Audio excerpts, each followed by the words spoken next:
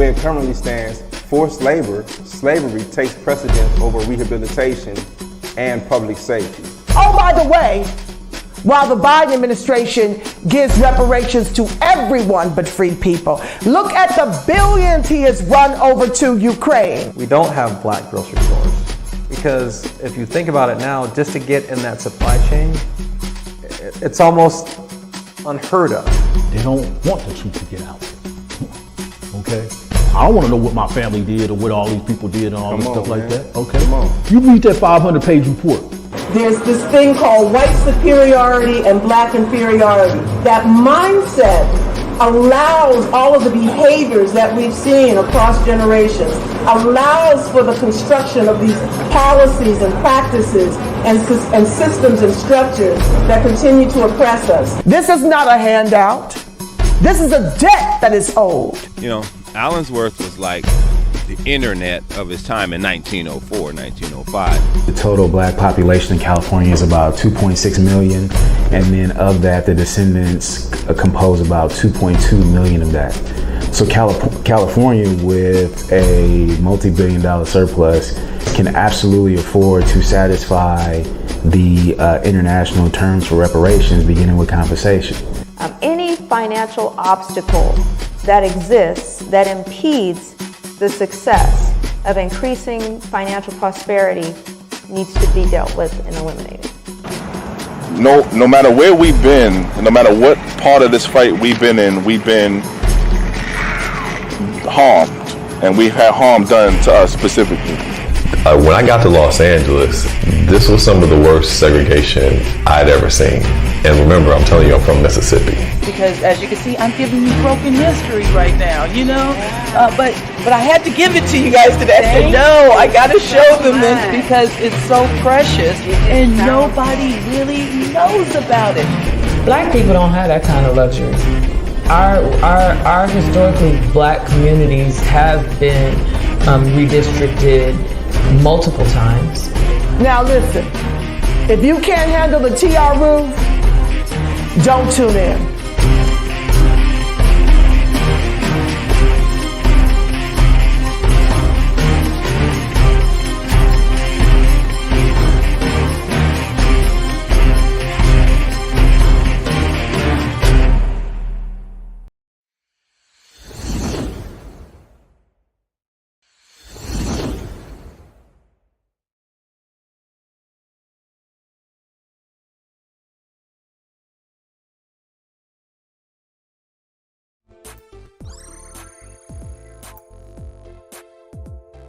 We are back for another edition in the news. We'll start off by telling you about the MoveOn.org petition that is circulating on social media for Emmett Till, trying to get to 300,000 signatures. Let's see what this petition is about. Charge only surviving accomplice in 67-year-old Emmett Till murder, open murder case now. And that is Carolyn Bryant that they speak of. To bring truth, justice, and long overdue closure to this historic case, the Emmett Till Legacy Foundation, ETLF, its supporters and family members of Emmett Till are demanding that 1.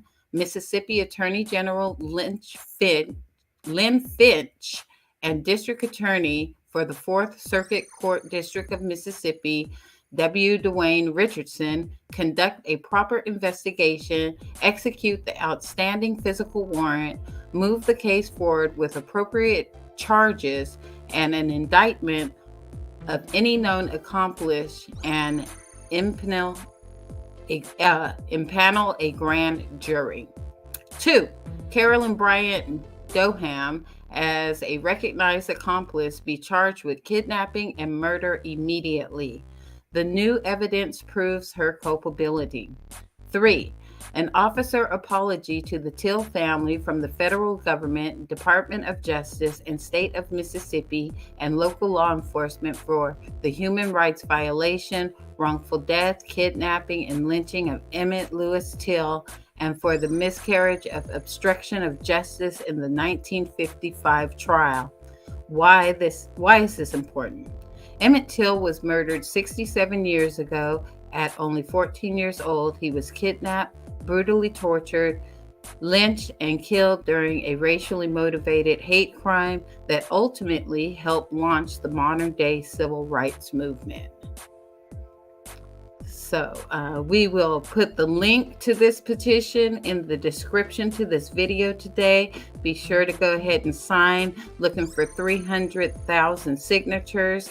So far have 267,000 plus. So keep those signatures coming. Also, the Till family will be having a justice rally on Thursday, October 28th at 12 noon in Mississippi. If you're in the Mississippi area, be sure to go out and support in solidarity so that the Till family can receive some kind of justice. Ashe Emmett Till. He just had a birthday earlier this week. He would have been 81 years old. Ashe. It's Liberian Independence Day. Here's what you need to know. I believe Independence Day was yesterday, the 26th, for Liberia. Liberia, the oldest democratic republic on the continent of Africa and the only country to have escaped European colonization, celebrates its Independence Day this week on July 26th. First established as a colony in 1822, Liberia was founded by the American Colonization Society as a settlement for free African American people who sought to form a life for themselves away from the horrors of chattel slavery.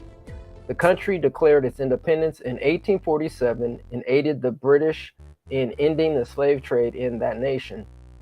As a result, the British pressured the United States to finally recognize Liberia's independence in 1861. Around the world, Diaspora communities are holding their own celebrations where they uplift the food, music, costume, and dance styles favored at home.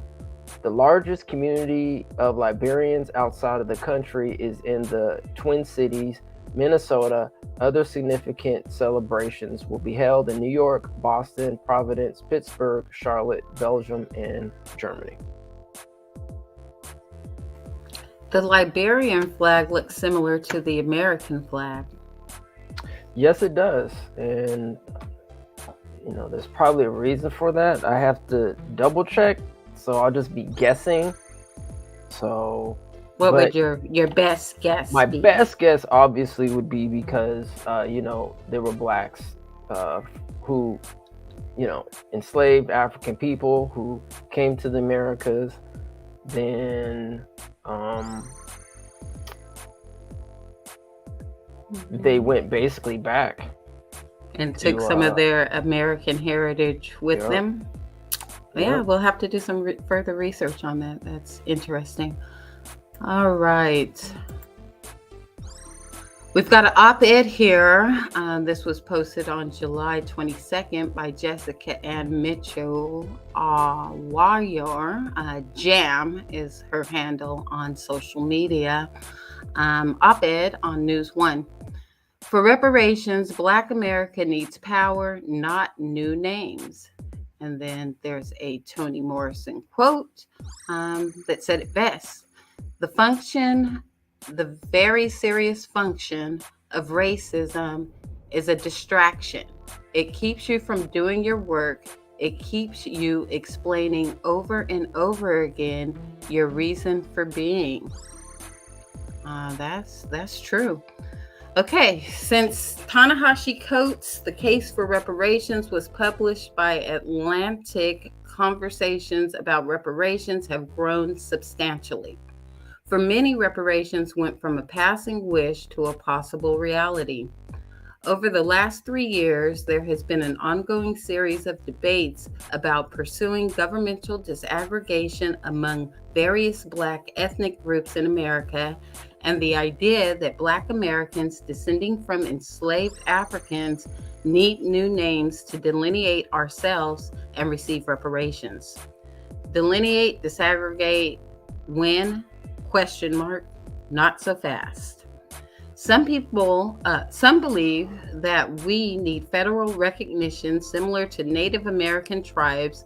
The presumption is that if the government completely delineates and disaggregates African Americans from Black immigrants, they will more clearly see our dismal economic state and give us more specially targeted programs, including reparations, to help uplift us economically. However, even with 574 federally recognized Native American tribes, Native Americans have the highest poverty rate among racial groups in America. They also continue to endure discrimination and dehumanization. Then comes the idea that all Black Americans should prove enslaved ancestry before receiving reparations. However, we can barely get an accurate census count. Requiring slave ancestry documentation for 41 million people as a prerequisite to reparative justice opens up a whole can of worms.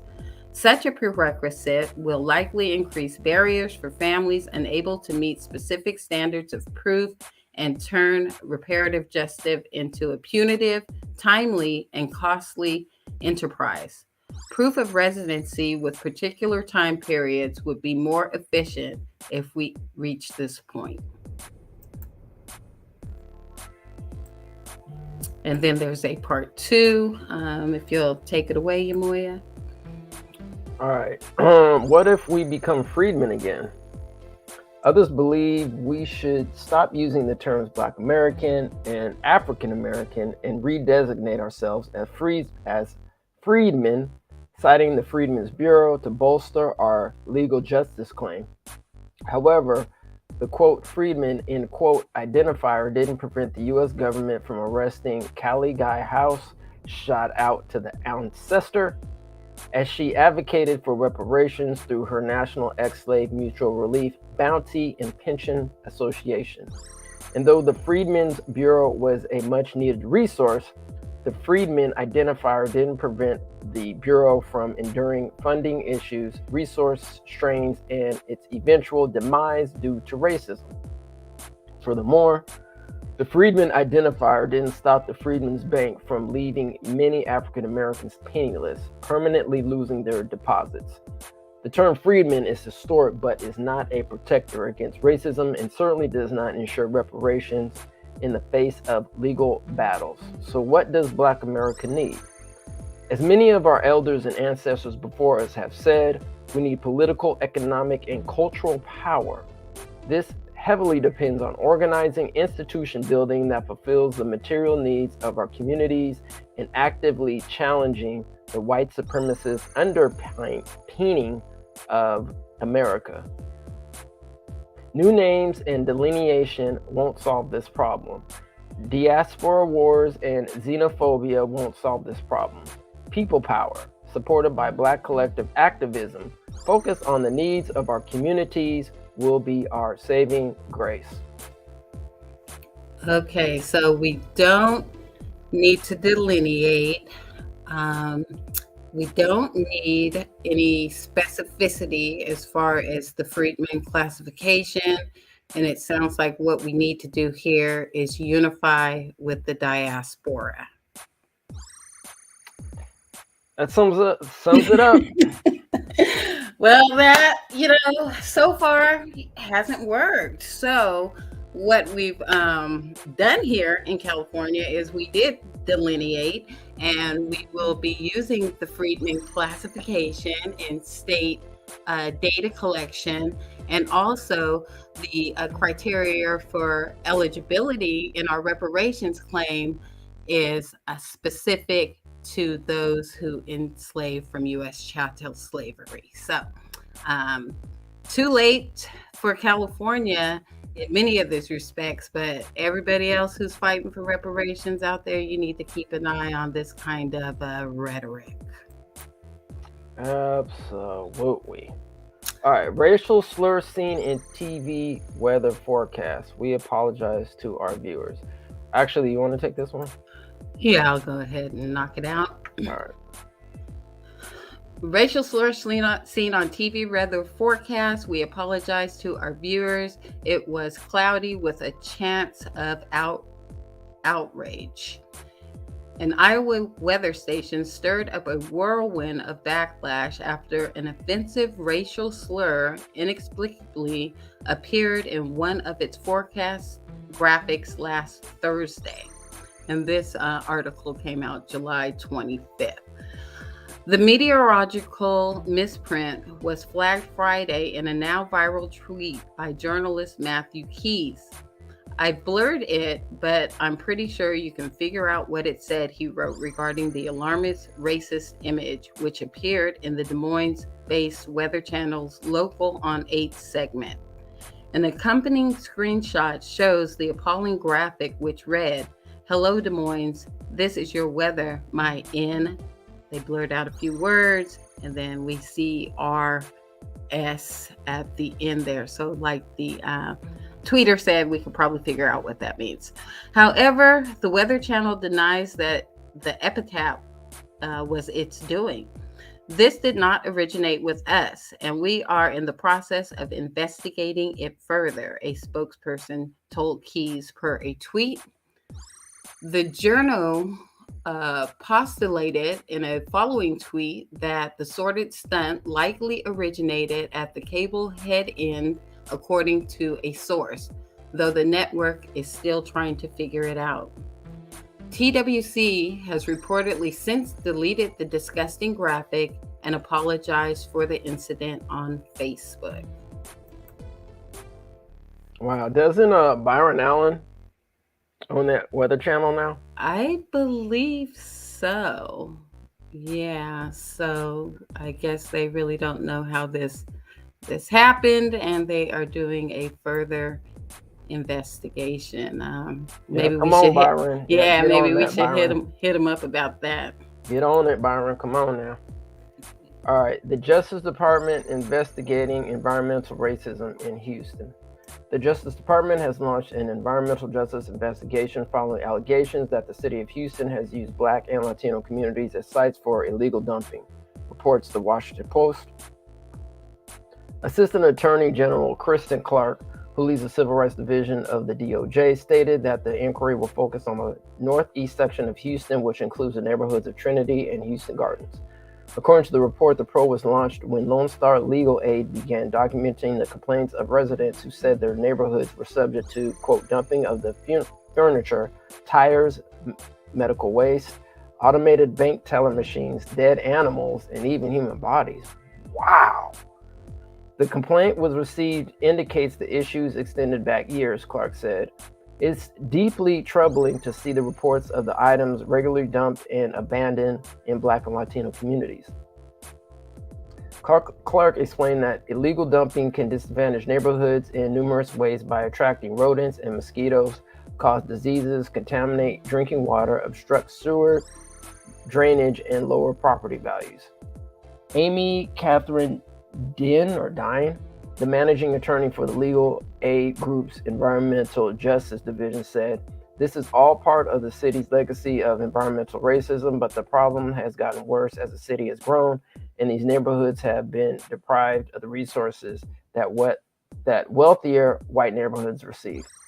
Dinh also noted neighborhood residents had, quote, carefully documented hundreds of incidents of illegal dumping in the residential streets around a local garbage dump, and registered each complaint through the city's 311 system, but had to wait months for assistance while more affluent neighborhoods garnered quick responses.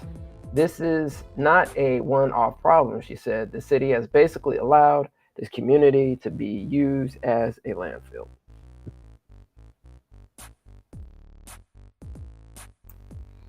And it looks like there's more to this story. Mayor Sylvester Turner of Houston, who's a Democrat, fired back at the DOJ's accusations, calling the federal investigation absurd, baseless, and without merit. The city of Houston was stunned and disappointed to learn that the investigation into illegal dumping by third parties launched by the U.S. Department of Justice, Turner said in a statement. This DOJ investigation is a slap in the face to the city and the many people who diligently work to address illegal dumping daily and prevent environmental injustice, he continued. He added that his administration has a track record of prioritizing underserved communities of color and that they were not given advance notice of the probe. Turner noted that his administration has installed surveillance cameras to catch violators and has spent millions of dollars to remove bulk waste. Also, the city doubled the fines for illegal dumping from $2,000 to $4,000 last year. While he vehemently disagrees with the probe, Turner stated that his office would cooperate with investigators and that they will soon discover that Houston does not discriminate in its responses to neighborhood health and safety issues. In America, your zip code often is key determinant of your cancer risk and even your expected lifespan, said Todd S. Kim, Assistant Attorney General for the Justice Department's Environment and Natural Resources Division. It's true that any of us could be exposed to environmental contamination, but it's also true that communities of color, low-income communities, and tribal communities hear these hardships disproportionately. Or just to clarify, I think it's bear. Bear. Yeah, bear these hardships. I think you said here. Oh, bear. Okay, bear these hardships. I mean, this is the same old trick bag that's been going on. Matter of fact, I'm reading the Section 5 of the California Reparations interim report on housing, and they've been doing this. I mean, they've actually been these black neighborhoods, it wasn't black and brown back then, it was black neighborhoods, were being zoned into these industrial zone districts so that they would get all the factories and chemicals and everything like that. So this is just a different play on environmental terrorism that we've been dealing with. So. Yeah, we're actually going to be briefly talking about that too in the Reparations Now documentary as well. So be on the lookout for that. Indiana doctor says she has been harassed for giving an abortion to a 10-year-old. An Indiana doctor says she has faced harassment after the story of one of her patients, a 10-year-old Ohio girl who became pregnant as a result of rape, captured the nation's attention as a flashpoint in the debate over abortion rights. In the weeks since Roe v. Wade was overturned, Dr. Caitlin Bernard has become a household name, with her face shown on right-wing television and her work criticized by public officials, including Indiana's Attorney General Todd Rokita. She has worried about her own safety and the safety of her family, Bernard said Tuesday in an interview with NPR Sarah McCammon. And she said that actions of Rokita, an anti-abortion Republican, who has called for an investigation into Bernard and suggesting without providing evidence that she neglected to follow Indiana state reporting requirements for abortion providers, amounted to, quote, harassment. A rape and abortion in a one-source story, a child's ordeal becomes national news. It's honestly been hard for me, for my family, Bernard said. It's hard to understand why a political figure, a prominent figure in the state, would want to come after physicians who are helping patients every single day in their state. Yet, asked if she thought the attacks on her by prominent conservatives would have a chilling effect on other abortion providers around the country, Bernard said it would do the opposite. What I've heard from my colleagues in Indiana and around the country is that we have been silent for too long, that we have not spoken out enough, she said. So no, I don't see that it will stop physicians. I think it will motivate them.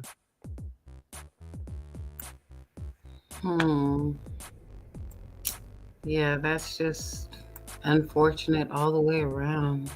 Yeah. Let's see.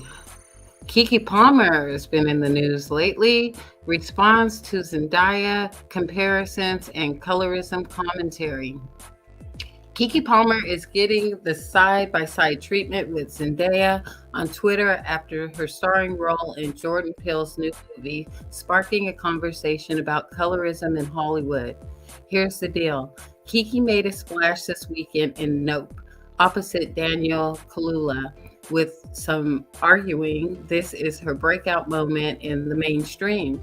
Yes, she's worked in tons of movie shows for years, but prior to this, she wasn't really a known household name generally.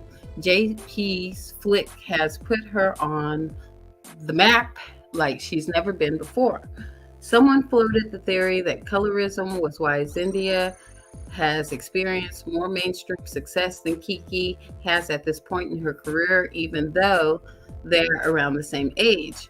Both have a Disney background, and despite one having way more acting credits than the other, Keke versus Zen has more than Zendaya. The name face we all know more in 2022. Of course, the backlash to the fact that this is being discussed at all, with Zendaya fans coming to her defense, is what they say feel is a personal attack against their idol, but others say they're missing the point entirely and that this isn't about Zendaya per se. You can hop into the Keke or Zendaya trends and see for yourself how this discussion is taking shape. But long story short, there seems to be a good majority who feel like Zendaya, through no fault of her own, has greatly benefited from her mixed race heritage. To note, Zendaya herself has acknowledged this on multiple occasions, saying she wants to help her community, the Black community, get on the same level in showbiz. And it looks like Keke Palmer responded to that in a tweet saying, "I've been a leading lady since I was 11 years old. I have over 100 plus credits and currently starring in an original screenplay that's the #1 film at the box office, Nope. I've had a blessed career thus far. I couldn't ask for more, but God continues to surprise me." And lots of grateful emojis there at the end. All right. I mean, I know exactly who Keke Palmer is. I mean, she's been a household name in my house since Aquila and the Bee. Yeah, I don't know if this is a marketing blitz or what. I thought this was very unfortunate, this whole kind of colorism. And, I was just like, well, why? Like, Zendaya, she's doing her thing. Keke Palmer, she's doing her thing, I mean, but do you, based on what we just read in the article, do you think that Zendaya has been receiving some privilege? She's all over the place. That's just how maybe. Cookie crumbles. Yeah, I don't know. I mean, historically, we could say that. I think we can make that argument. That's kind of the Willie Lynch syndrome, right? But there's other quote unquote successful, darker skinned actresses out there right now. Lupita Nyong'o, what's her name? Lupita. We do got. She getting roles left and right. Yeah, but we're talking about Black Americans right now. Freedmen. First of all, if you want to get on just any freedman being, popular, if you're talking about kind of the younger generation, that's different because I'm not really following all that, so don't ask me. But yeah, no, it's a good point. It is a good point. And, and there's another narrative floating around out there that, not Zendaya, but Keke saved this Nope movie from a full-on Freedman boycott. So I haven't seen it yet, but I heard she's outstanding. Yeah, it's an excellent movie. I'd recommend people to go see it. Jordan Peele invades the Western with Nope, a thrilling salute to spectacle. Early in Nope, Jordan Peele's thrilling new horror movie, a woman named Emerald Haywood, Keke Palmer, tells this story. She and her brother OJ, Daniel Kaluuya, are horse handlers and ranch owners by trade who parlay their animal wrangling skills on TV and film shoots, which is where we meet them today. But the ranch is a family business passed down to them by their father, the late Otis Haywood, played by Keith David, and by his father before him. Go back far enough in their family line and you'll meet the man Emerald tells us about in her story. The black jockey captured in Edward Muybridge's 1878 photographs of a galloping horse, which strung together became one of the earliest known examples of stop motion photography, essentially of movies. We know the name of the horse, Sally Gardner. We know the name of the owner of the horse, Leland Stanford. What we don't know is the name of the man astride the horse. This is the story Emerald tells us. Before telling us about her side hustles and where we can find her on social media, a girl's gotta eat.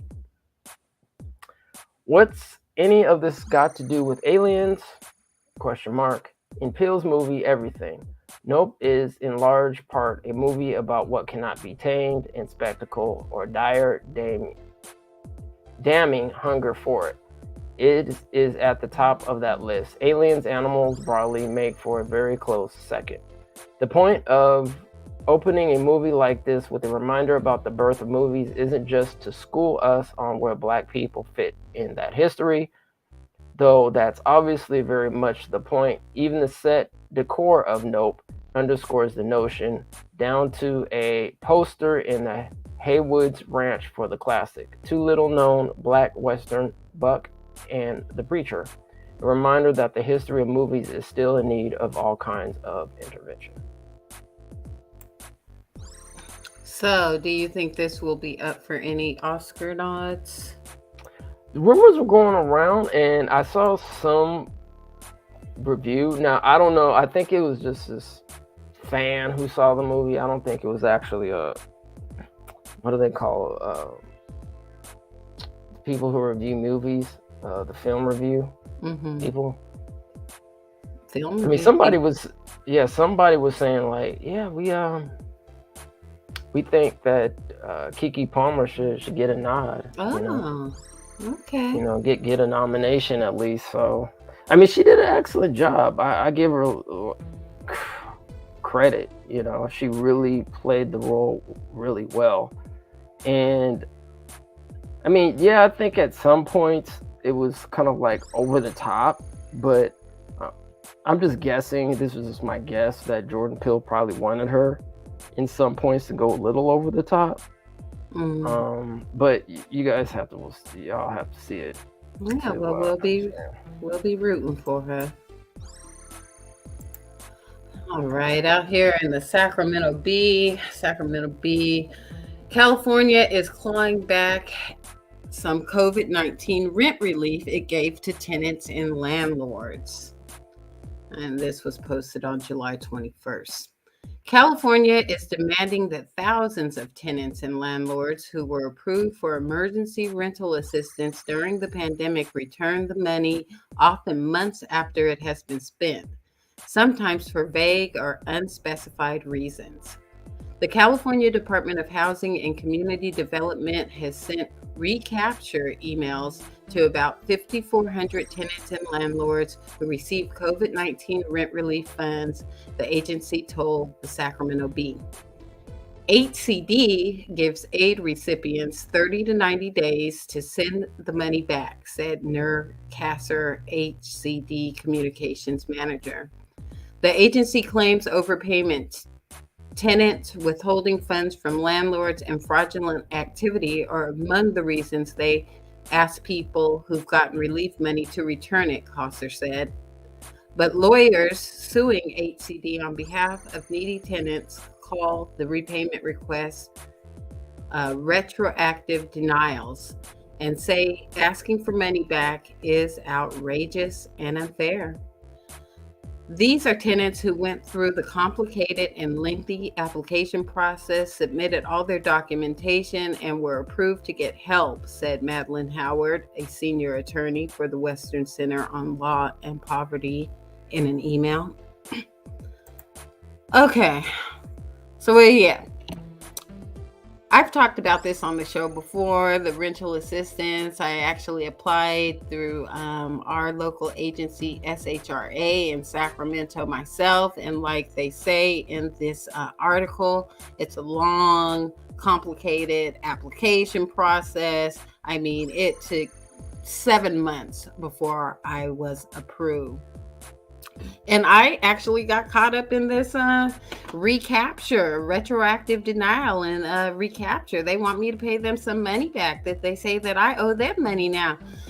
So again, when we're thinking about these proposals for our reparations package and programs and stuff like that, I really want us to take into consideration that some of these programs are very problematic. I mean, now, after taking almost a year to pay out, they're saying that you owe the money back and no telling what kind of repercussions are going to be faced, because I don't have any money for them. That money's been spent, like they said in the article. So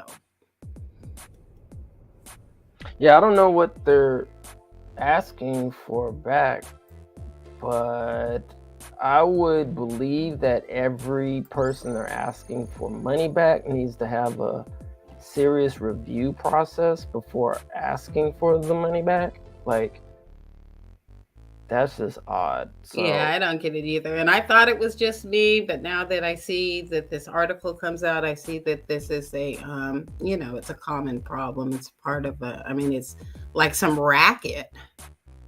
Yeah, I think this lawsuit, and then eventually what's going to be probably headed up to the state maybe for review, because this doesn't seem right. Seems off. Yeah, this ain't right at all. Speaking of not right, it's racial. Residents allege entire all-white North Carolina Police Department resigned over black town manager. The officers and former police chief cited a hostile work environment allegedly created by the town's recently appointed manager. 1 week after an all-white police department in North Carolina resigned, all of whom cited a hostile work environment allegedly created by the town's recently hired black new woman town manager, Justine Jones, residents are alleging that the mass exodus was racially motivated. They don't want to be led by anybody black that's kinley. There's always harassing black people, it's racial, said longtime resident Cynthia Kirby of Kinley, North Carolina, in an interview with the News and Observer.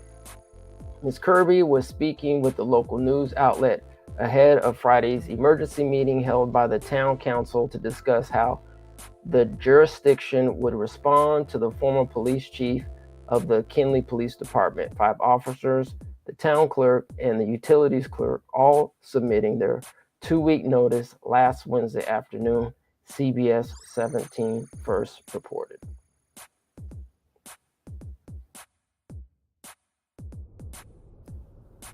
I'm on mute, but so if y'all don't know, the officers was black. You already said that, and the officers were black? the manager or the new police chief was black, and then the officers were white, or did it say?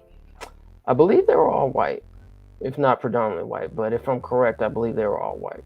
So white like this cop here in this next story. You gotta move. Ridiculous. This profanity-laced rant sent veteran Cincinnati police officer Rose Valentino to desk duty. On April 5th, she was pulling into the District 3 station to fill out a report when she noticed vehicles lined on the street to pick up students from school. She activated her lights and quickly became angry when they didn't move. Is she gonna just sit there? Body and dash camera video just released by CPD shows what happened next. Dumb. Oh, I f***ing hate him so much. Oh, I hate this f***ing world. After rolling up her cruiser's window, she uses the N-word. Hate him. Valentino told investigators a black student gave her the finger, which led to her outburst. She was one of 4 officers profiled by WNWT and featured in a nationally televised reality show in 2011, Police Women of Cincinnati. Never a dull moment. You go into every situation as if it's the first time, you've dealt with that sort of thing. In Valentino's most recent performance review, dated after the rant, she was complimented as a hard worker who uses good judgment. A supervisor recommended she study for the promotion exam. In January 2019, this official reprimand says Valentino showed body cam footage from a homicide at the Glenway Pony Keg to family members while having dinner at the casino. In March 2020, she was arrested off duty. Her sister and brother-in-law accused her of pushing and hitting them with a closed fist and using an umbrella to repeatedly strike a vehicle. She pled guilty to disorderly conduct, a misdemeanor, and was ordered to attend an anger management assessment. 2 years later, she admitted she did not have control of her emotions here.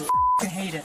Valentino told internal investigations, "This is a hard job, and I was getting to a point where I was really being affected by it. I've been on for 14 years.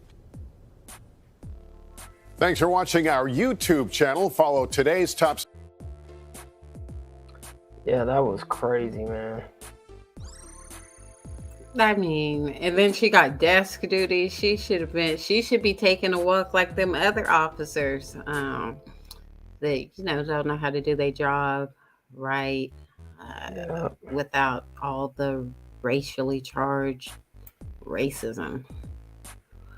All right, speaking of racially charged racism, here we have 2 black girls who were charged with hate crimes after allegedly hitting a woman on a bus and making anti-white statements, police say.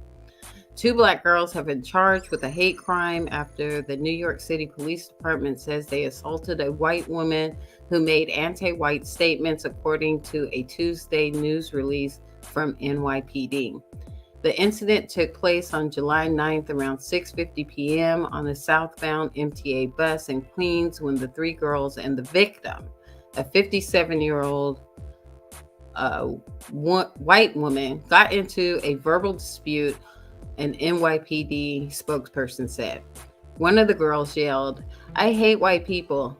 I hate the way they speak," according to CNN affiliate WCBS-TV.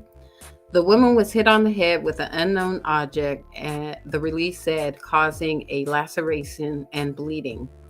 NYPD released a photo of 3 black teenagers wanted in connection with the incident, and 2 of them, a 15 and 16-year-old, have been arrested and charged with hate crimes. Police are still searching for the 3rd girl. The Queens District Attorney Office will ultimately decide what charges the teenagers will face. The charges against the girls come as hate crimes in New York City were reported to have increased by 76% as of April compared to the same period last year, according to data from the NYPD's Hate Crime Task Force. To date, there have been 35 hate crimes committed against Black people in the city, 51 against Asians, 149 against Jewish people, and only 1 recorded against white people, according to NYPD Hate Crimes Dashboard. Hate crimes are defined by the United States Department of Justice as crimes motivated by bias. The DOJ clarifies that hate doesn't mean anger or dislike, but rather bias against people with specific characteristics like race, national origin, gender, sexual orientation, religion, or disability.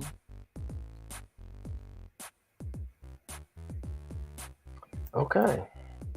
Yeah, first of all, I'm trying to figure out if there was any footage taken of this incident. I didn't see any footage. I looked a little bit. I didn't see any. I mean, they did have a picture of the girls out there floating around, but I didn't see any footage of the incident. Yeah, I mean, they're only telling one side of the story. We don't know what this altercation was about. We don't know what the white woman was saying to them. These are children. Underage children still. So And what is this the one white hate crime that they're referencing in the article? What, they just felt like they needed to get something on the books? Yeah, that's odd. I mean, supposedly according to this article, it says one of the girls yelled, "I hate white people. I hate the way they talk." I'm just gonna keep it real. I'm just gonna keep it a buck. That just doesn't sound like somebody would say that. You know what I mean? Like, I hate white people. I hate the way they talk. Like, what? I mean, maybe they would have said that, but like, that's just odd. Like, who would say that? You know what I mean? Yeah, and like I said, people, I hate the way they talk. Like, and what was the woman saying? Like I said, how come we know what the girls were saying, allegedly, but we don't know what the other party involved in this incident? Yeah, I just don't see anybody. I mean, they could have said that, but I just really don't see anybody saying, "I hate the way they talk." Like, that just sounds random to me, you know? I mean, is that what well, of course, they're saying that there was also an assault that, caused injury. But I mean, is that what makes it a hate crime? Because they actually supposedly said hate, the word hate. Right. So, yeah, seems pretty sus. All right, you want me to get this one? I'll go ahead and do this one, and then you can take us out after this. I think this is our last story of the day. All right. So what we have going on here is alleging racism. Congressional Black Caucus calls to meet with Sesame Place president over viral video of characters seemingly ignoring Black girls. The Congressional Black Caucus, CBC, requested a meeting with the president of Sesame Place Saturday after a video went viral showing a Sesame Street character seemingly ignoring two Black girls during a parade at the park. The CBC said in a statement Saturday that it was requesting a meeting with Sesame Place president and general manager Kathy Valeriano. The CBC claimed that the video is one of multiple examples of racism displayed at the park in recent days. The meeting would be to discuss changes to the park, including plans of action and training. Sesame Place issued an apology on their Instagram page Monday, saying that the performer playing Rosita was not directing action at any one particular person in particular, but was instead turning down repeated requests by members of the crowd to hold their child for a photo, which is not allowed by the park. The Rosita performer did not intentionally ignore the girls and is devastated about the misunderstanding, the statement said. The Congressional Black Caucus acknowledged the apology in its statement, but said that it was requesting a meeting anyway, given the gravity of the situation and lack of responsibility on all levels. All right. So the CBC got time for this. They just, with a full chest at Sesame Street, got all the smoke for Big Bird. But when it comes to our reparations, they're quiet as church mice. Yep. It's very interesting because I'm looking at the picture, and why is Rosita dressed in a Ku Klux Klan outfit? Wow. People be just on one. Like, the fan be going hard body, man. Hey, if the hood fits, the hood's a fit, you must not acquit. All right, I think that's about it, right? Yeah, so that's it for In the News. I mean, I didn't see any updates on this story. I don't even know if Sesame Place accepted this meeting. But like I said, the CBC got time to meet with Muppets, but on real pressing issues, wow, silence. All right, well, I guess that's In the News, and check y'all later.